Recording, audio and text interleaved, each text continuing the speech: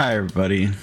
I just figured while I'm running through the storyline on Kina right now that I'd through the boredom press out a video. That way I can explain some things of like what you should be doing and stuff.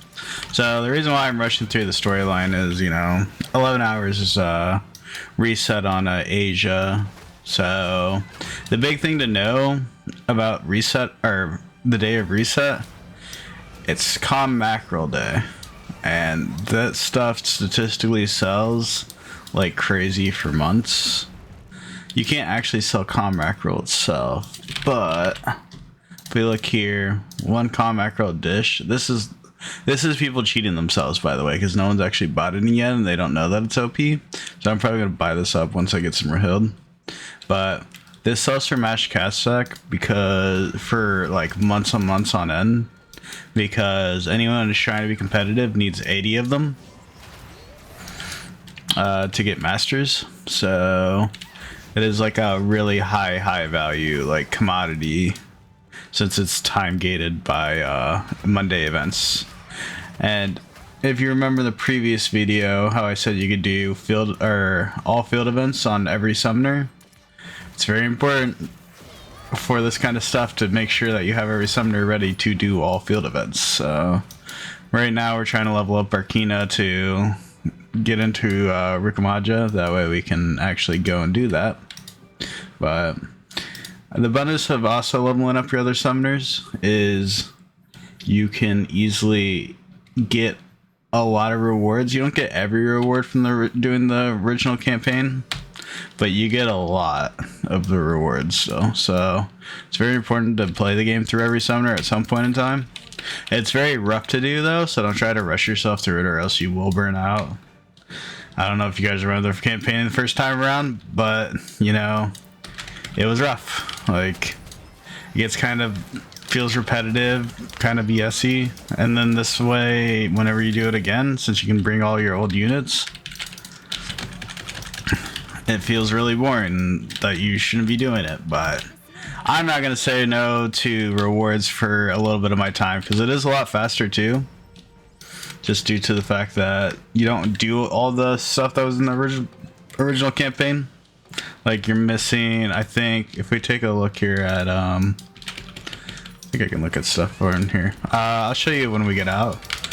But, like, Tesca, I believe, is only like 16 chapters long or something. Like, it's really quick to do, like, a Rudland and Tesca the second time around. So, and then I'll show you guys how to change summoners and stuff like that here in a second. So,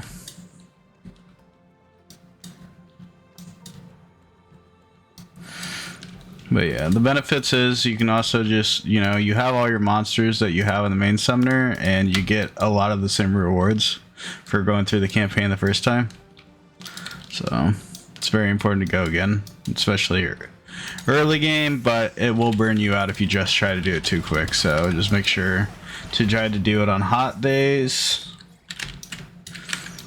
That way you get the maximum XP for your summoner that you're that you're currently going through the campaign on, and make sure that you're not trying to rush too hard. Like, don't try to do it in one like 5 hour sitting, right? Because I think it only takes like 5 to 8 hours, but it's rough. 5 to 8 hours because you just did this, good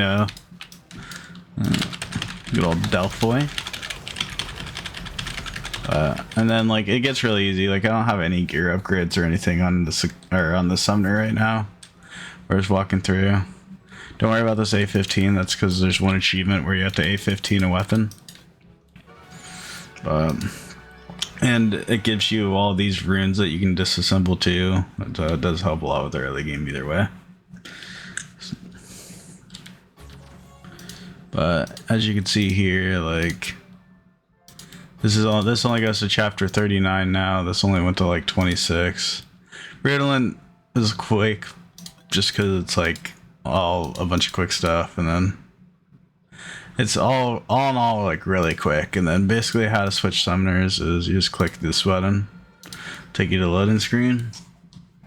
Not the loading screen, but the summoner selection screen. Click back on here and you can just click on one of the 3 summoners.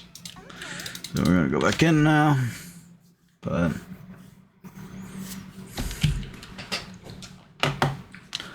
it also later on, you know, since it's still in the early game, it doesn't really matter for PvP and stuff like that, but it does, you know, at least also let you get a feel for all the summoners and know how to play with and against for PvP. But later on, like a year down the road, it'll probably matter a lot more. Just because, you know, you'll be able to gear your summoners at that point in time. I'll show you another important thing with summoners here in a second. If you do decide that you know, you're going through the campaign, you like a summoner vastly more than the other ones, I'll show you what you can do with your, let's say, your current gear and all that. Because there is a way to trade gear. If you look right now, just going over to this, I don't have any of the gear I currently have on my Orbia, but we will be able to get that. Or if I want that gear, I can easily get a lot of it. Obviously, I can't get the weapons and sub-weapons that well. You can get those as RNG drops as Orbia, but the drop chance is astronomically less than if you're playing as Kina. So if you do want to like farm onto your summoner, you do want to play as that summoner. So keep that in mind. But here, I'll show you how to trade gear real quick to your summoners while we're here.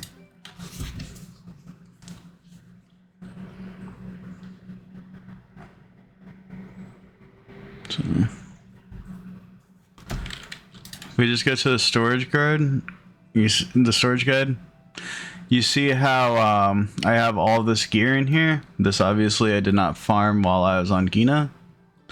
I actually farmed all this as Orbia and just put it in here over time. And to prove that, if I just throw this in here, and we switch summoners, we'll go back to the Orbia real quick.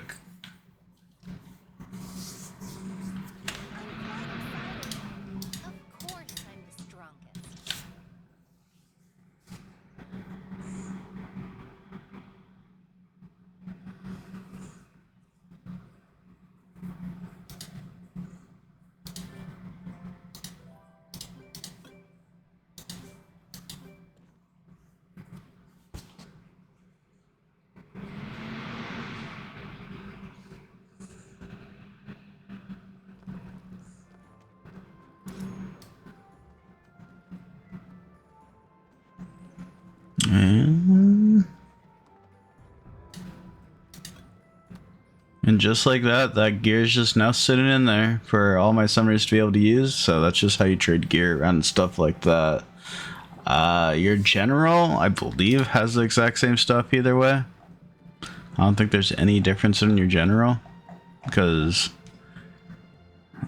I actually don't know even why I kind of agree with the equipment change thing. Like, it makes it nice to be able to house all this equipment, but so that makes kind of sense. But general, all your stuff's lateral, everything is the exact same stuff, so you don't have to trade anything over if you want to use it for whatever reason. Like, skill books will sit in your inventory on changeovers and stuff like that if you do need to. But that's how you basically, let's say, you know, I could realistically unequip all my gear in my Orbia if I wanted to go through the storyline to make it go a little bit faster, but in my opinion, it's not worth the time and remembering to put it back. So that's why we're here. I should have clicked that. Give me 1 second. You know, most important things to do.